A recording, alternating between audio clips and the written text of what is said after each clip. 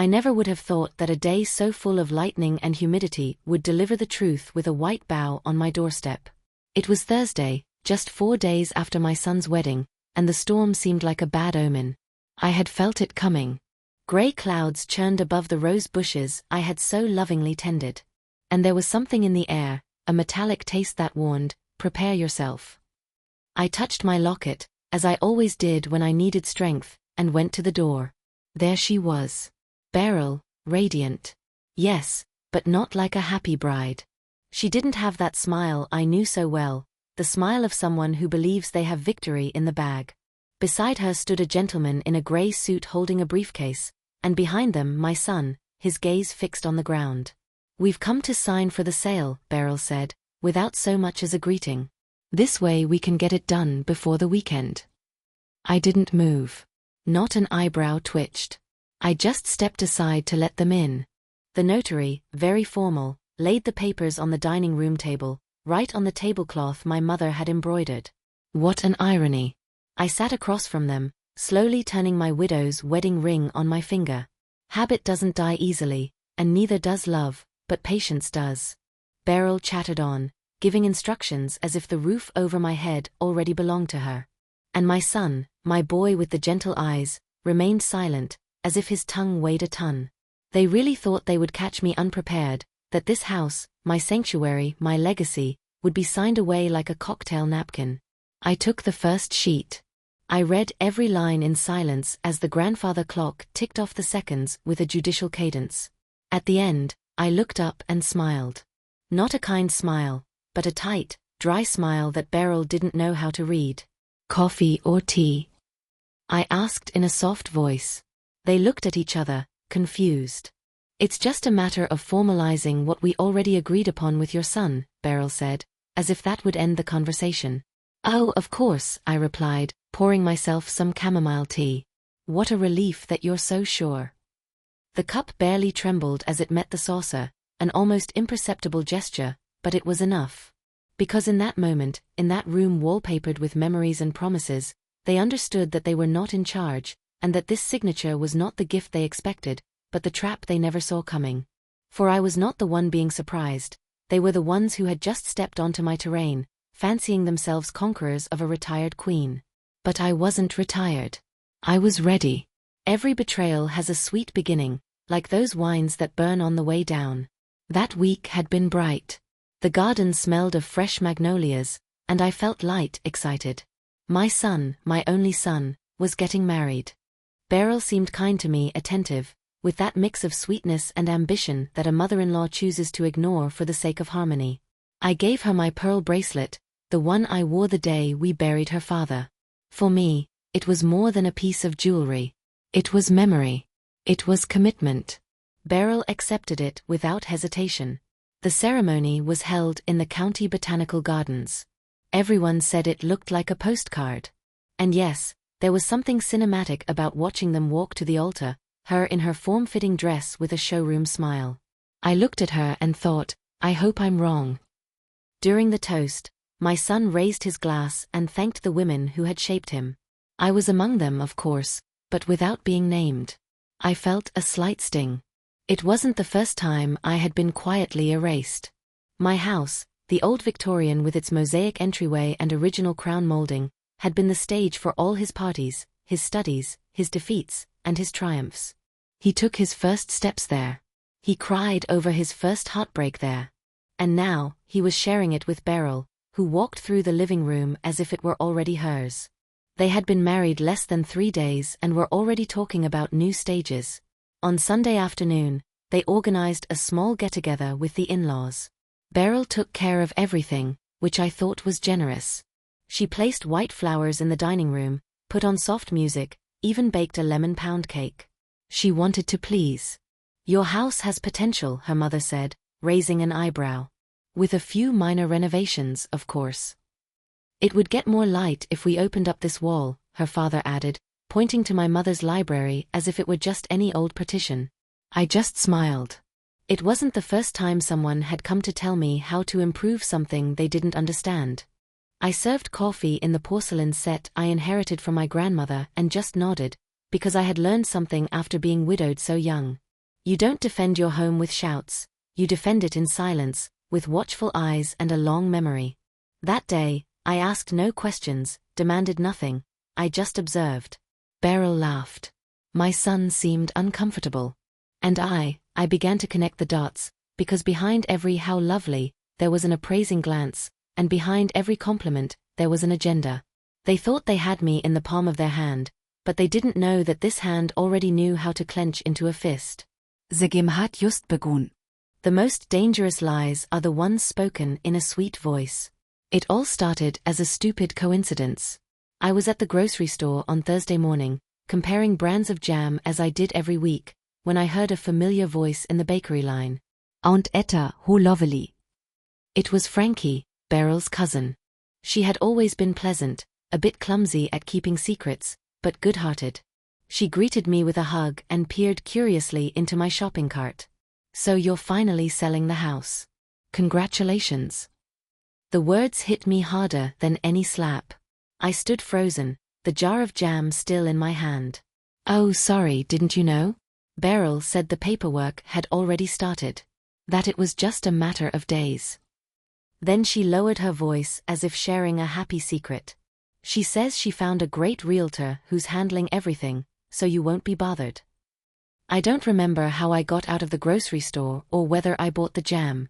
I only know that when I got home, the silence was heavier than the air. I sat in the kitchen, turning my wedding ring, and began to understand. It wasn't just a notion. Beryl was already acting as if she had permission, as if I were just another formality. I went straight to the desk in the study, checked every folder, every document, and confirmed what I already knew. I had never signed a power of attorney, no assignment of rights, but that wouldn't stop someone like her. The next day, I pretended to go for a walk around the neighborhood. I went to the realty office downtown, the most well-known one in the area, and asked to speak with the manager. He was a friendly young man, more nervous than hostile. "You're Mrs. Etta M?" He showed me a form that was already filled out. My blood ran cold.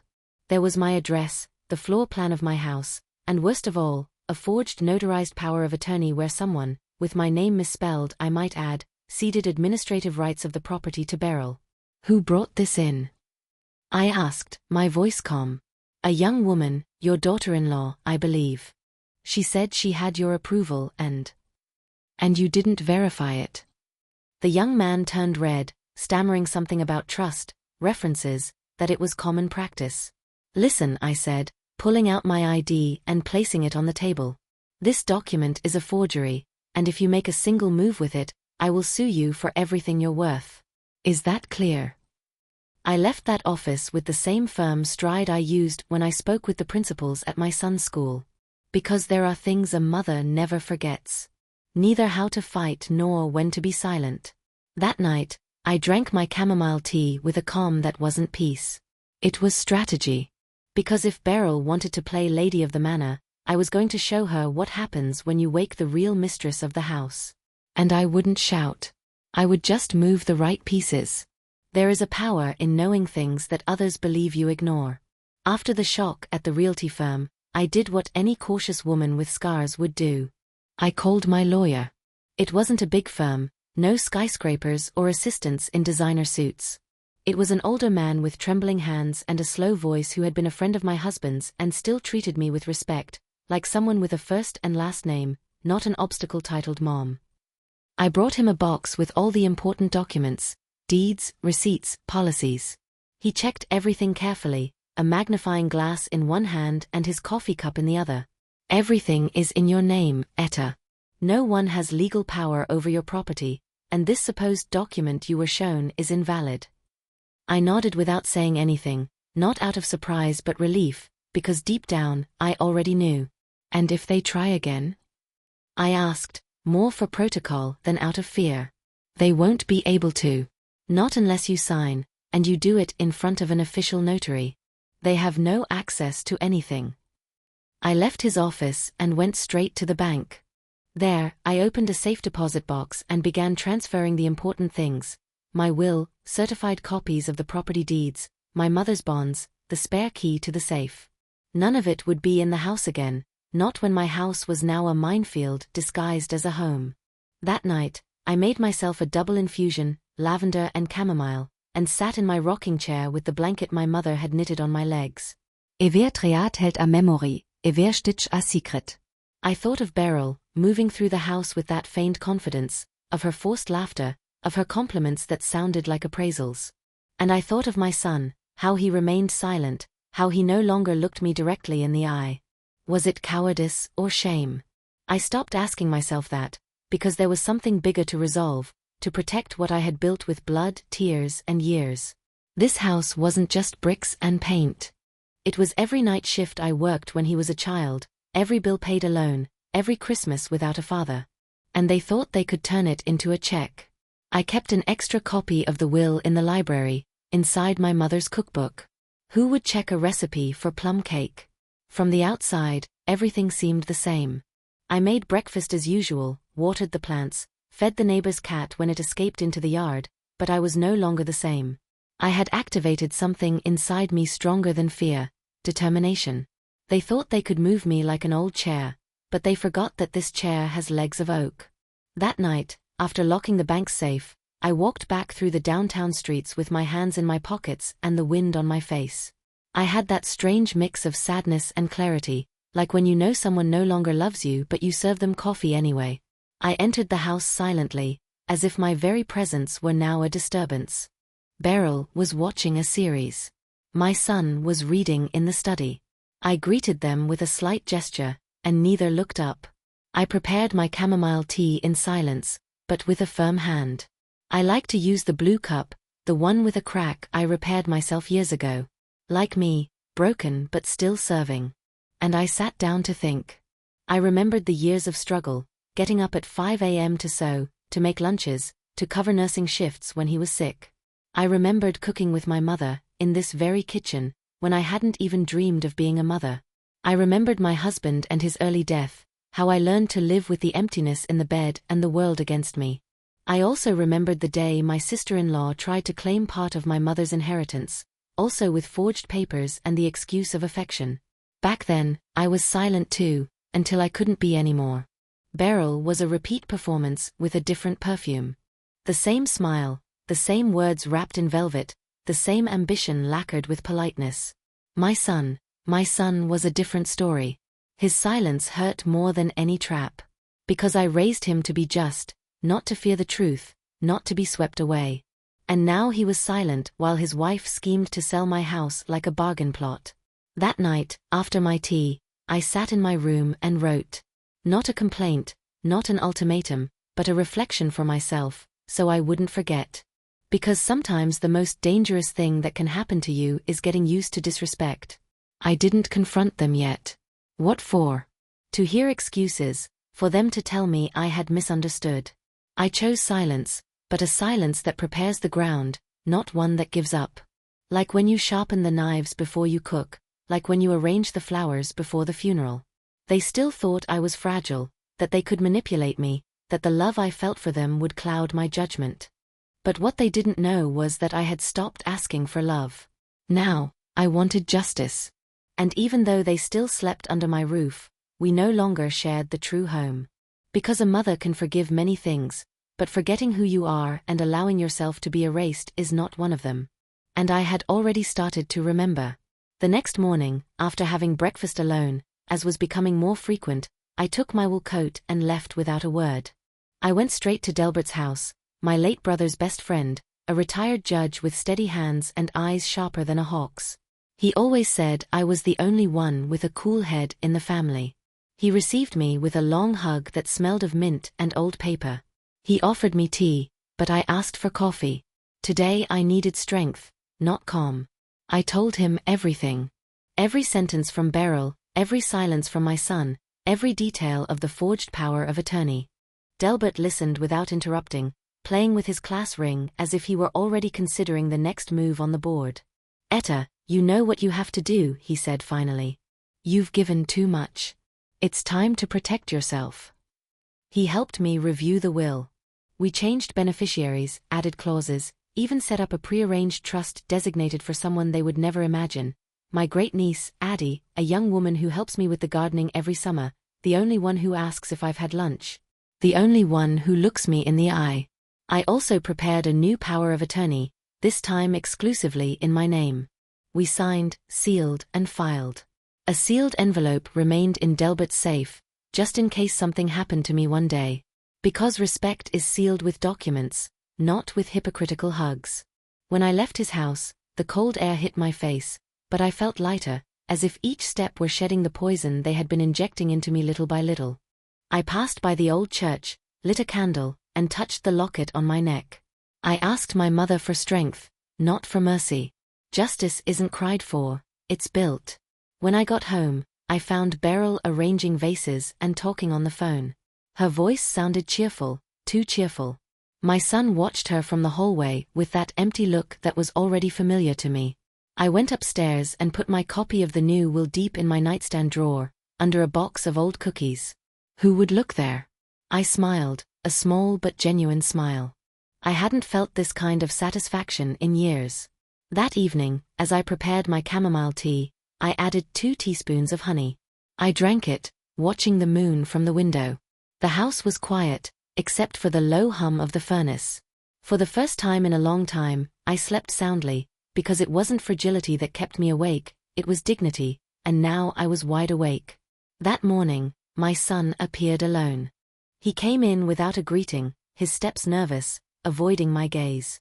He carried a folder under his arm, the same kind he used for his work reports. I was sitting in the living room with my mother's blanket on my lap, turning my wedding ring. He stood there as if he didn't know where to put his body. "Mom, we need to talk," he began, swallowing hard. I nodded without a word, picking up my teacup and placing it on the table. A silent invitation to calm, but he didn't take it. "Beryl, and I think it's time for you to consider moving." He rushed it out, like ripping off a band-aid. I didn't answer, just raised an eyebrow. "There's a new residential community," he continued. "A nice place with medical care, activities, gardens. An ideal place for your age. You wouldn't have to worry about a thing." A dry laugh rose in my chest, but I suppressed it. My son avoided looking at me, shuffling papers he wasn't even reading. "And if you don't agree, well, Beryl, and I think it's best if we keep some distance," he said, pressing his lips together. "We don't want to feel forced into being a burden to you." There it was, the threat disguised as concern, the blackmail dressed as affection.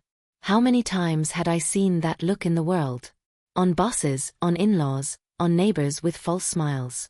I took a deep breath. The scent of the cinnamon candle on the table anchored me. I said nothing. I just took my cup and took a long sip, never taking my eyes off him. "You don't understand, Mom," he insisted. "Beryl is worried. She says it's not safe for you to be driving alone, cooking, rattling around in this big house anymore." "Oh, of course. Beryl is worried. I was worried when I sold my jewelry to pay for his college. I was worried when I slept on the floor of his hospital room. I was worried when I was left with nothing so he could have a roof over his head. But I said nothing, because I didn't have to." When he finished speaking, he lowered his gaze. He was expecting a shout, a drama, a scene. Instead, he heard only the ticking of the clock and my steady breathing. "If you decide not to agree, Mom, we'll have to distance ourselves. We don't want to feel obligated to be a burden," he muttered, his voice so low it was almost a whisper. I stood up, arranged the blanket on the armchair, and walked past him without touching him. From the kitchen, I answered him in a tone so calm it sounded sharper than any scream. "You decide if you want to distance yourself. I have already made my decision." The silence that followed was so thick it beat like a second heart in the house. Because sometimes the strongest response is to say nothing at all, and I had just screamed my dignity. After that conversation, the house felt bigger. The echo of their footsteps, the rustle of the tablecloth, the soft whistle of the tea kettle. Everything sounded as if it were coming from far away. There were no more attempts at persuasion, just a dense, heavy silence, like a damp blanket on the chest. I went about my routine as if nothing had happened. I got up early, made my chamomile tea, and tended to the garden. I pruned the roses, removed dry leaves, greeted the neighbor's cat, one eye on life and the other on the details. I started documenting every visit, every word, every insinuation. A small blue notebook hidden in the cookie tin in the pantry.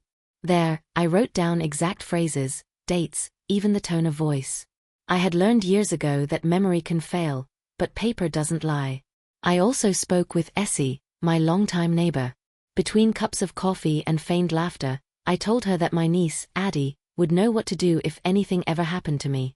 Essie looked at me in silence, then took my hand. She said nothing, but her grip gave me more strength than any word. I began treating Beryl and my son with a distant politeness. I would ask if they wanted sugar in their coffee, if the soup had enough salt, but my eyes were no longer the same.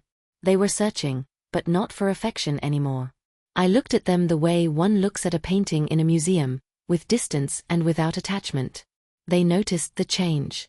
Beryl started spending less time at home, inventing urgent meetings. My son left early and came back late, and when he was here, he wouldn't take off his coat, as if he were always about to leave. One afternoon, Beryl asked if I needed help with the bills. I could organize the payments for you, so you don't get confused, she said, with that sweet voice she used when she wanted a key. I nodded, stood up, and went to get the tea. When I came back, I found her going through my mail. I said nothing, just poured the tea. I sat down and noted it all in my head. That night, while organizing my papers, I felt a strange calm. Like when you realize a storm no longer scares you because your roof is solid. And mine, after so many rains in life, was still standing.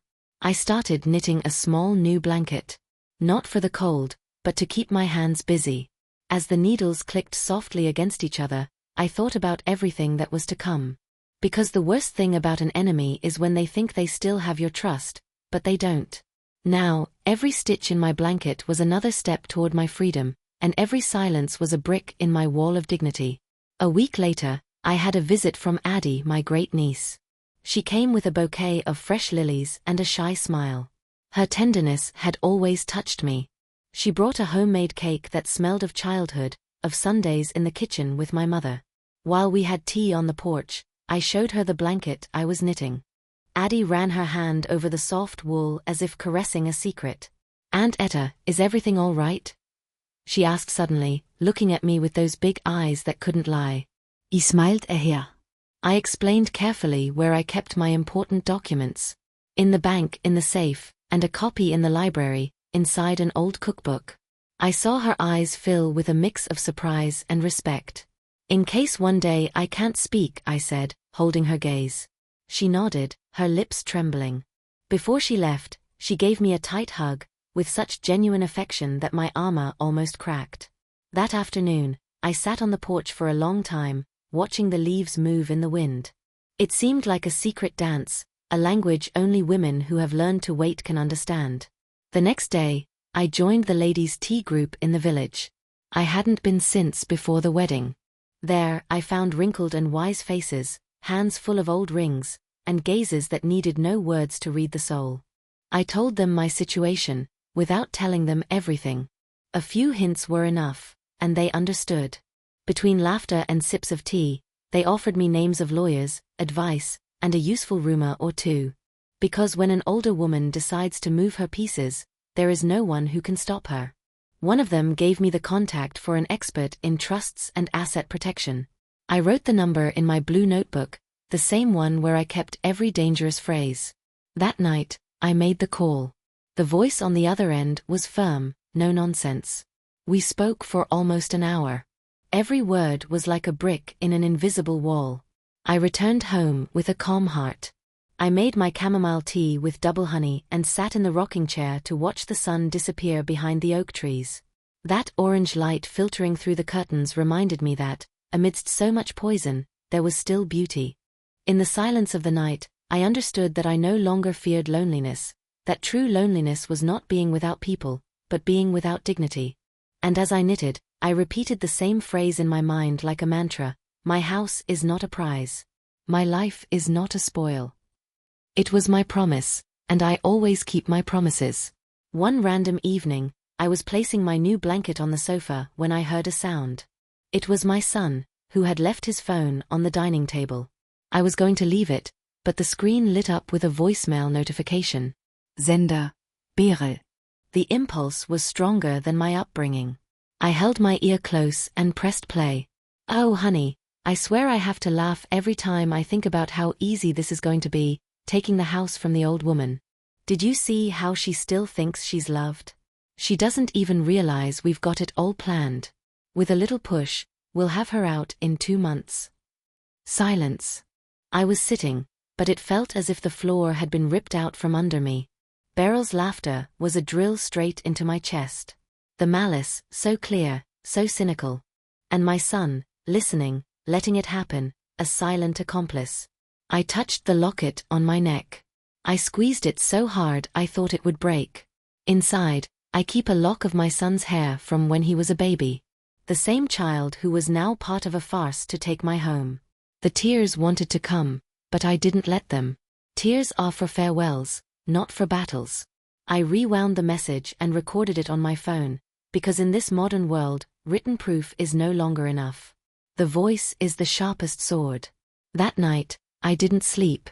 I sat in the rocking chair, the blanket on my legs, the tea growing cold on the side table.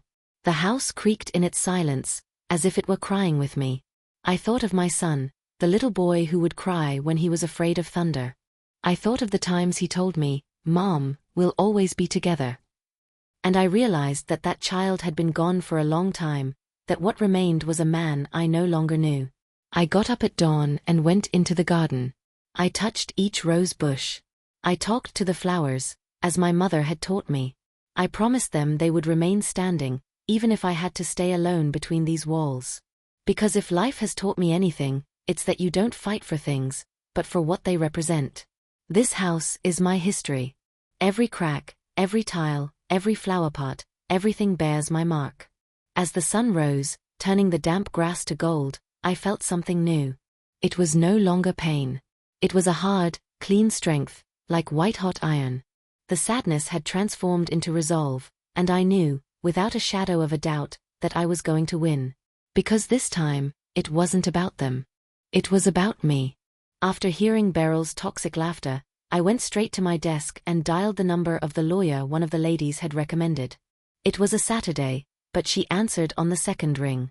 She listened to me without interruption, like someone taking the confession of an old friend. I sent her the audio recording. A short while later, she called me back, her voice firm. "Etta, with this evidence, we can stop any attempt at a fraudulent sale and furthermore, take legal action to protect your assets. But I need your authorization to act quickly." "Do it," I replied, with a serenity that surprised even me.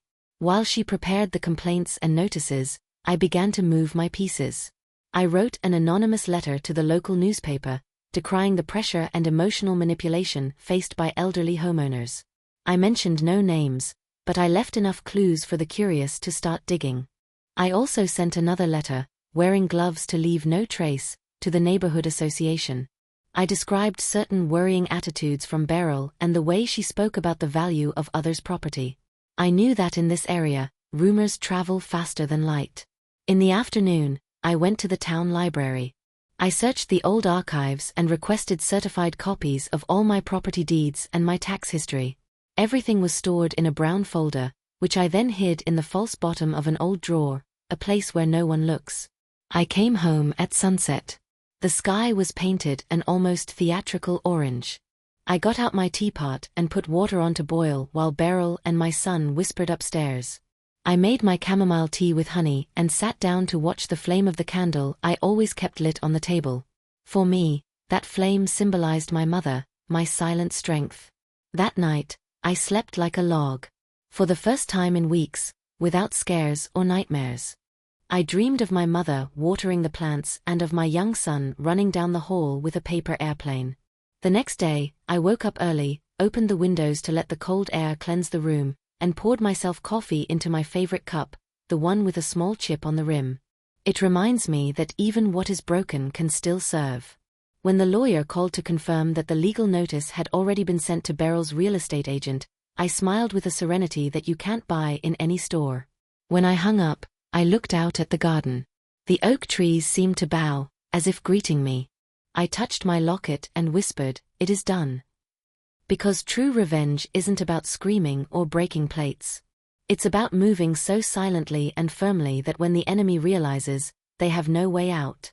I was not a confused old woman. I was the guardian of my story, and I had just written its most important chapter. I set the dining room table with my white embroidered tablecloth, the same one I used for my son's birthdays when he was a child. I put out my good china with the blue flowers and lit a small candle in the center, because even in war, a dignified woman keeps her house in order. Around 10 o'clock, I heard the car's engine. Beryl got out first, immaculate in an expensive dress and with that smile that never fooled me. Behind her came my son, head bowed, and the notary with a thick folder under his arm. "Good morning, Etta," Beryl called from the entrance, as if she were bringing me flowers and not betrayal. "Today we'll wrap everything up, and we'll do it quickly." I looked at them in silence, slowly turning my wedding ring, and nodded. I let them in. They walked with confidence, as if they were already the new owners of my memory. The notary began to lay out the papers on the table, speaking in legal terms that sounded like broken songs. My son wouldn't even look at me. He was rubbing his sweaty hands.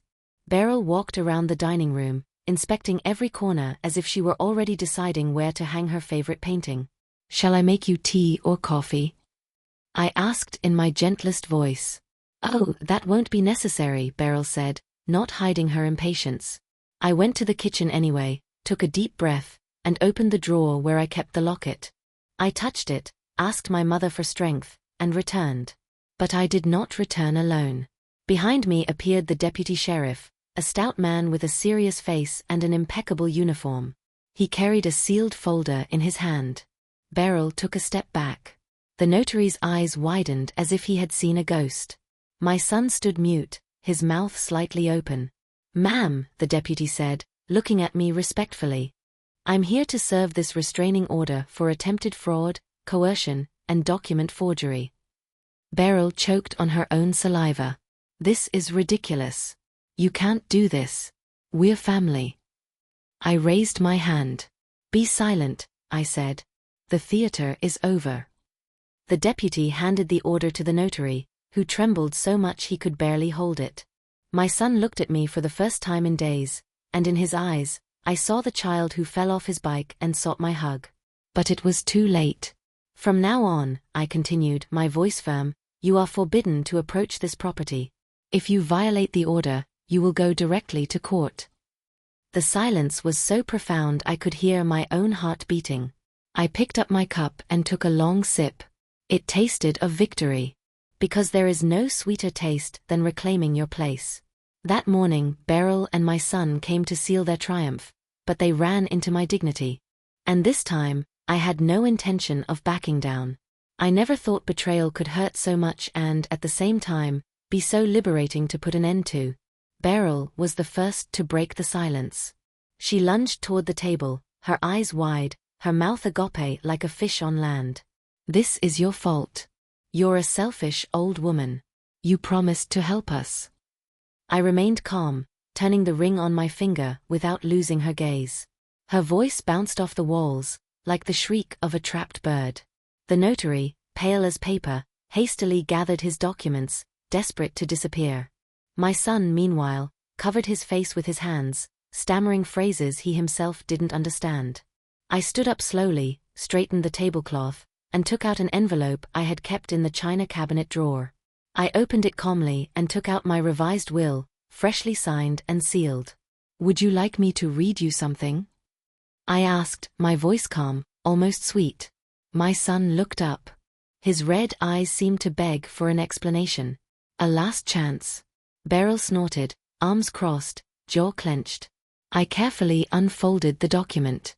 Every word, every clause, was a brick in the wall I had built to protect myself. As of this date, I began to read, my son, and consequently his wife, are excluded from any right or access to my present and future assets. They will receive neither inheritance, nor property, nor any financial participation. Beryl shrieked as if her skin were being peeled off. "That's illegal. You can't do that. We're family." I raised my hand and took a deep breath. "No, Beryl, you are not family. Family does not steal from each other. They do not lie. They do not scheme." My son began to cry. The tears fell heavily, staining his shirt. He tried to approach, but the deputy took a step forward. "Please, don't get any closer," he commanded. He froze. In his face, I saw the child I had raised, but also the man who had thrown me to the wolves for his own convenience. I continued reading. Each sentence was a blow of my recovered dignity. I have decided to leave my assets to those who respect me, who do not see me as a walking bank account. The house will be donated to a historical preservation foundation, and the rest will be allocated to a trust fund for Addie. The silence filled the room again. Beryl clenched her fists so tightly her knuckles turned white. My son was breathing like a wounded animal. I calmly folded the will and put it back in its envelope. I turned to them, my head held high. "It's over." It was not a scream or a plea. It was the final word, and there was no turning back. Because when a mother decides to stand up, no one sits her back down. In that moment, I watched the facade crumble. Beryl let out a scream that seemed to come from the depths of her wounded pride. "This can't be. This whole house was ours. We planned it. We dreamed of it." I looked at her with a serenity that one only gains through years of blows and scars. I went to the window and looked out at my garden, at the rose bushes I planted when my son was 5 years old. I breathed in the scent of damp earth and returned to the living room.